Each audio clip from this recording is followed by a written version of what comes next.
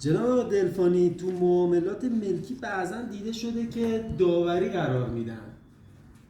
آیا این داوری به نفع مردمه یا به ضرر مردم؟ اصلا چرا داوری رو قانونگذار گفته که تو معاملات منظور رو کنه؟ چه موقعی باید منظور بشه، چه موقعی نباید منظور، چه موقعی به نفع، چه موقعی به ضرره؟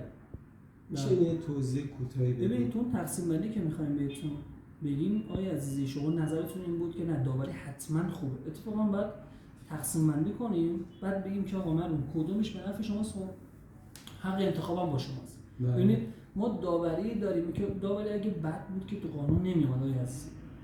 داوری که دادگاه میفرسته، خب بحثش این هستش که دادگاه خودش اون شخص داور رو میشناسه و میگه ایشون صالحه.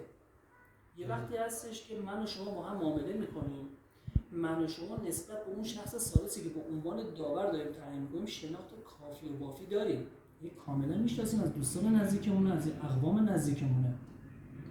دسته سوم داوری هستش که من به عنوان یک طرف معامله میام اون داور رو معرفی میکنم.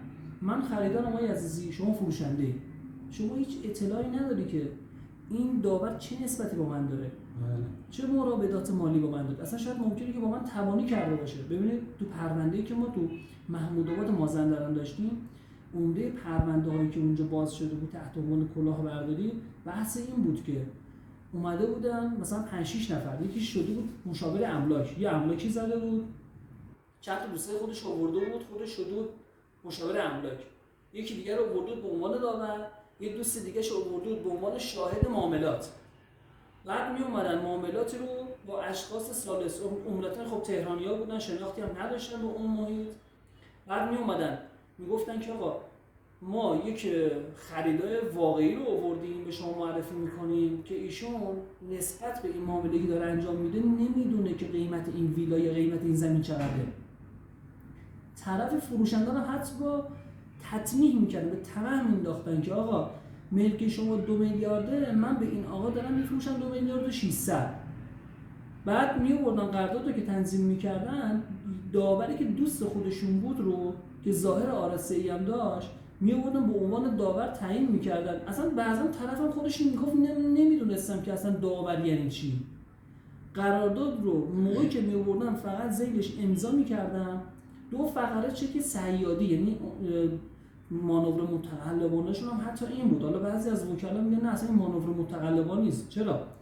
اتفاقا صدور چک‌های صیادی مؤیدی میشه برای اون جلب اعتمادشون و همچنین ظاهر آراسته اون شخص خریدار و اینکه تعریف و تمجیدهایی که اونا میکردن که مثلا ایشون شهرک سازه، محملی قرار میدادن تمکن مالی و سوابق شغلی ایشون رو برای تصاحب مال اون بنده خدا فروشنده.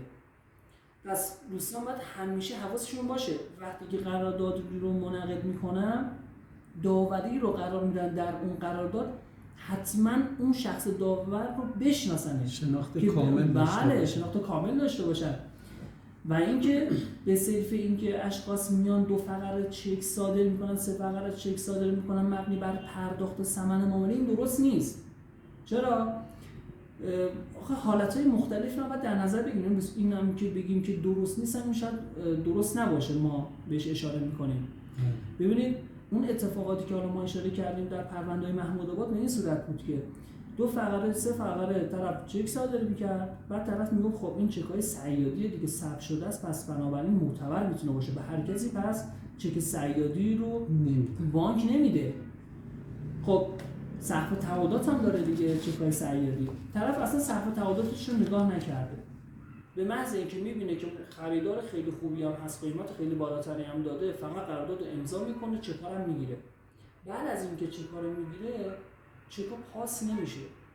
موقعی که میخواد از اون شخص مطالبه کنه اون ثمن رو، طرف میگفت چی تو پرونده محمودآباد؟ میگه آقا من ندارم بدم، من یه کارگری بودم، یه سری اشخاصی که با تکیه بر دانشی که داشتن قرارداد رو تنظیم میکردن، بعد میگفتن که آقا شما بیا میشی شهرکساز، ما از شما تعریف رو تمجید میکنیم، طرف هم گول میخوره، چکار هم میگیره، ما اسناد مدارک رو میگیریم، تسلط هم پیدا میکنیم رو عرصه، حالا زمین باشه یا ویلا باشه، بعد میگیم که آقا اگر به ما این مبلغ پول رو ندی ما مددکار به شما نمیدیم. اگر میخوای بری شکایت کنی برو شکایت کن. نهایتش چی میشه؟ شما بری دادگستری، شما رو ارجاع میدن به داوری. داورم کی بوده؟ دوست خودشون بوده که یه باندی رو تشکیل بده. بله. حتی ما نظریه مشورتی هم داریم که میگه که آقا وجود داوری در قراردادها نافی صلاحیت دادگاه هم نمیشه. اما متاسفانه خب بعضی از قاضیان نمیپذیرن، میگن که نه آقا حتما برید به خاطر اون حجم از پرونده‌ای که در دادگستری مطرحه برید به سمت داوری. خود داوری هم که به نفع خودشونه، حکم بی‌حقی میده و طرف رو هدایت میکنه که آقا برو به سمت مطالبه وجه چی؟ وجه چک‌ها، نه اون ثمن معامله. و اون چک‌ها که بلا وجهه، هیچ پشتوانه‌ای هم نداره، هیچ حمایتی هم نمیشه از سمت دادگستری. متاسفانه گفتم که آقای عزیزی عمده ای از قضات به خاطر اون حجم از پرونده هایی که در دادگستری هستش اکثر خواهانهای پرونده ها رو هدایت میکنن به سمت داوری. پس بنابراین مردم خیلی باید حواسشون باشه که قراردادی که منعقد میکنن اولا داوری رو تا اونجایی که به نظر بنده داوری تعیین نکنه. وقتی که ازشون نمیشناسن نگاه کن اگه داوری تعیین شده اون قسمت رو خط بزنن. دوم اینکه حق فسخی برای خریدار و فروشنده وجود داره که اصطلاحاً بهش میگن کافه خیارات. این کافه خیارات تا اونجا که امکان داره حواسشون باشه که سلب و ساقط نشه. همیشه اون کافه خیارات رو برای خودشون در نظر بگیرن. حق فسخ‌های و اون امتیازاتی که ایشون بتونه در صورت اختلافات قراردادی بتونه از اونها در دادگستری بهش بپردازه، بهش اشاره بکنه و حق خودش رو دریافت کنه، اونها رو سلب و ساقط نکنه، اونها رو از بین نبره. از خود حذف نکنه قرارداد. اصلا اگه اومدش گفتش آقا کافه خیارات رو سلب بکنی، حواست باشه یعنی که اون امتیازات، اون حق فسخ رو دارن ازت میگیرن. پس باید حواستون باشه آقای عزیزی زمانی که قرارداد می‌بندی اولا این که داوری رو تا اونجایی که ممکنه حواستون باشه اگه شناخت کافی داشتید قرار نداشتید بگید نه ما نمیدونیم، اگه اختلافی نسبت به این قرارداد داریم حتما بریم دادگستری. دوم کافه خیارات، اون حق فسخ‌ها حتما حق فسخ‌ها برام در نظر گرفته بشه برای من خریدار، برای من فروشنده، که زمانی که من به ثمن معامله نتونستم برسم یا من خریدار به مبیع یعنی به اون چیز کالایی که می‌خرم یا مالی که می‌خرم یا خدماتی که داره بهم ارائه میشه به اون هدف اصلی نرسم، بهره مند نشدم از اون ثمن معامله یا مبیع معامله، من از اون حق فسخم بتونم استفاده بکنم. پس حق خیارات رو از خودمون سلب و ساقط نکنیم. بله اون خیارات در اصطلاح عمومی میشن خیارات، در اصطلاح عامیانه میشن حق فسخ.